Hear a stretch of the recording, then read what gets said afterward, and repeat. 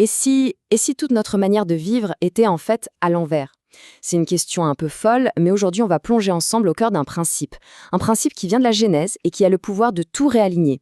On va parler de l'ordre divin, être, faire et avoir. Et vous allez voir, ce n'est pas du tout une histoire de performance, mais plutôt une redécouverte de qui nous sommes vraiment.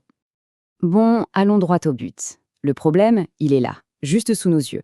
D'un côté, il y a la voie du monde, celle qu'on nous martèle tous les jours, faire toujours plus, pour enfin être quelqu'un, et espérer un jour avoir ce qu'on veut. C'est une course sans fin.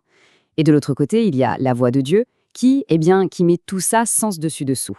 Elle commence par l'essentiel, par le fondement, l'être. Alors, voilà le programme pour aujourd'hui. On va d'abord jeter un œil à cet ordre inversé dans lequel on est souvent piégé. Ensuite, on va se concentrer sur le fondement, l'être. Puis on verra ce que ça veut dire de faire à partir de là et comment l'avoir en découle tout naturellement. Et à la fin, on verra comment vivre tout ça concrètement. C'est parti. Première étape donc, l'ordre commun inversé. Et ça, c'est ce que j'appelle le piège de la performance.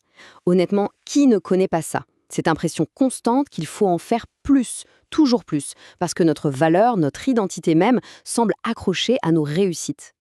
C'est une logique qui est juste épuisante. C'est comme être sur un tapis roulant qui n'arrête jamais. On doit constamment prouver sa valeur. Il faut faire, faire, faire pour avoir l'air plus spirituel, plus capable, meilleur que les autres. Le problème, c'est que cette quête, elle mène quasi toujours à la frustration. Pourquoi? Parce qu'elle repose entièrement sur nos propres forces et non sur un fondement qui tient la route. Allez, on change complètement de perspective maintenant. On arrive au cœur du sujet, le fondement, l'être. Notre identité, c'est un don. Comprendre ça, c'est fondamental. Ici, l'identité n'est plus une ligne d'arrivée, un but à atteindre à la sueur de son front. Non, c'est le point de départ. C'est un cadeau à recevoir. Et c'est cette clé-là qui va tout déverrouiller. Et regardez ce verset de Jean, elle a donné le pouvoir de devenir enfant de Dieu. Ce mot pouvoir, il est incroyable. Ça ne parle pas d'un effort qu'on doit faire, mais d'une capacité qui nous est offerte, donnée. Devenir enfant de Dieu, ce n'est pas quelque chose qu'on mérite. C'est un statut, une position d'amour que Christ est venu nous rendre, pour restaurer ce qui avait été perdu. C'est un cadeau, tout simplement. Donc, ce qu'il faut vraiment saisir, c'est que cette identité d'enfant de Dieu, elle est sécurisée. Elle est scellée par le Saint-Esprit. Ça veut dire qu'elle ne dépend plus de nos performances. Elle ne change pas si on est de bonne ou de mauvaise humeur, ou si les circonstances sont difficiles. C'est un rocher, une fondation inébranlable sur laquelle on peut enfin construire sa vie en toute confiance. Bien sûr, cette identité, elle est appelée à grandir, à mûrir en nous. L'image est simple, on commence comme un nouveau-né, totalement dépendant, qui pleure pour exprimer ses besoins. Puis, on devient un enfant qui apprend à parler, à communiquer. Et l'objectif, c'est de devenir un héritier mature, c'est-à-dire quelqu'un qui ne se demande plus qui il est, qui connaît ses droits, son héritage, et qui commence à exercer l'autorité qui va avec. Et ça, c'est hyper important. Les mots « je suis » sont sacrés. C'est le nom que Dieu se donne lui-même. Ça nous montre à quel point nos paroles créent notre réalité. Faisons vraiment attention à ce qu'on met juste après. Chaque fois qu'on dit « je suis nul »,« je suis un échec », on est en train de prophétiser une contre-vérité sur notre vie. À l'inverse, quand on déclare ce que Dieu dit de nous « je suis enfant de Dieu, je suis plus que vainqueur », on aligne notre réalité sur la sienne. Bon, maintenant que le fondement de l'être est bien en place, on peut passer à l'étape suivante, le faire. Et là, tout change. Le faire n'est plus cette course désespérée pour prouver quelque chose, non. Il devient simplement l'expression naturelle, le débordement de qui nous sommes. C'est notre identité qui se met en action. Et c'est intéressant, parce que si on remonte à la Genèse, au tout début, on trouve 4 grands verbes de mission qui découlent de notre identité. Ces verbes, c'est multiplier, remplir, assujettir et dominer. On va les regarder d'un peu plus près, un par un. Alors, multiplier, ça veut dire quoi? C'est simplement croire que Dieu peut prendre le peu qu'on a dans les mains, oui, même ce qui nous semble minuscule comme 5 pains et 2 poissons, et en faire une source d'abondance incroyable. C'est le principe de la semence. Une toute petite graine peut devenir un arbre immense. C'est comme ça que Dieu fonctionne. Ensuite, remplir. Quand on lit « remplir la terre », on ne parle pas juste de démographie, évidemment. L'idée, c'est de remplir notre environnement, notre sphère d'influence avec la nature de Dieu. Ça passe par le fait de semer sa parole, l'amour, les bénédictions.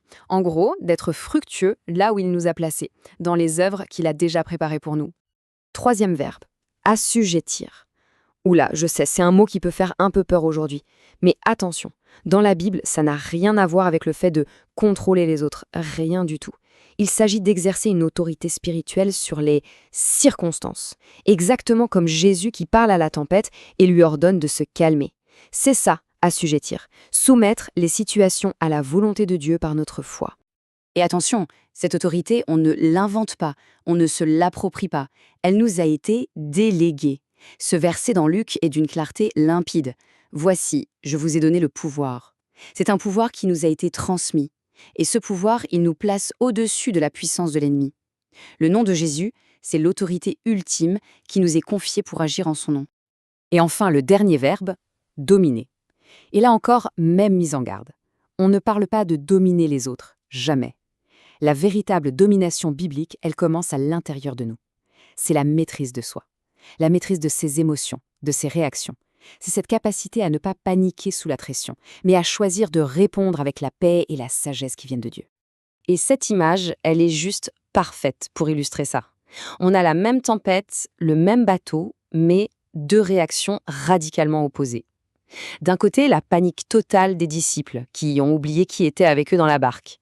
Et de l'autre, la paix absolue de Jésus, qui dort tranquillement. Voilà ce que c'est dominer. C'est ça. C'est rester en paix au milieu du chaos, parce qu'on sait qui on est et qui est avec nous. On arrive au dernier maillon de la chaîne, l'avoir. Et c'est là que le changement est le plus spectaculaire. Parce que dans la logique du monde, avoir, c'est le but. C'est même souvent le point de départ de tout.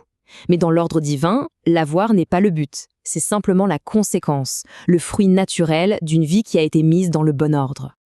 L'idée d'avoir, ce n'est donc pas l'accumulation pour l'accumulation. Ce n'est pas de remplir son grenier pour soi-même. Non, c'est de recevoir la provision de Dieu pour nos propres besoins, oui, mais surtout pour devenir un canal de bénédiction pour les autres. On reçoit pour pouvoir donner. C'est un cycle en fait. Et ce verset de Matthieu, c'est un peu la clé de voûte de tout ça. Cherchez premièrement le royaume. Ça, c'est le être et le faire. Et la promesse, c'est que toutes ces choses, la nourriture, les vêtements, bref, tout ce dont on a besoin, nous seront donnés par-dessus. L'avoir découle naturellement de la bonne priorité. C'est aussi simple et aussi profond que ça. Alors, pour conclure, comment est-ce qu'on vit dans le bon ordre? Il faut bien comprendre que ce n'est pas une nouvelle méthode, une nouvelle technique pour mieux performer. Non, c'est un réajustement intérieur. C'est une invitation à changer notre façon de penser du tout au tout. Alors, récapitulons cette séquence divine une dernière fois, parce que c'est vraiment la clé. 1. Être. On s'enracine solidement dans notre identité d'enfant de Dieu. C'est le point de départ non négociable. 2. Faire. De cette identité découle l'action. Une action menée non par notre propre force, mais par sa grâce et sa puissance. Et 3. Avoir. C'est le résultat. On reçoit la provision, non pas pour la garder, mais pour bénir les autres. Être, faire, avoir. Dans cet ordre. Et je voudrais qu'on se quitte avec cette question, pour y réfléchir. Dans notre monde qui hurle constamment, fais plus, sois plus productif, et si la chose la plus importante qu'on ait à faire, c'était tout simplement d'être, et si le plus grand accomplissement, c'était de prendre le temps de se rappeler et de vivre pleinement qui nous sommes en Christ.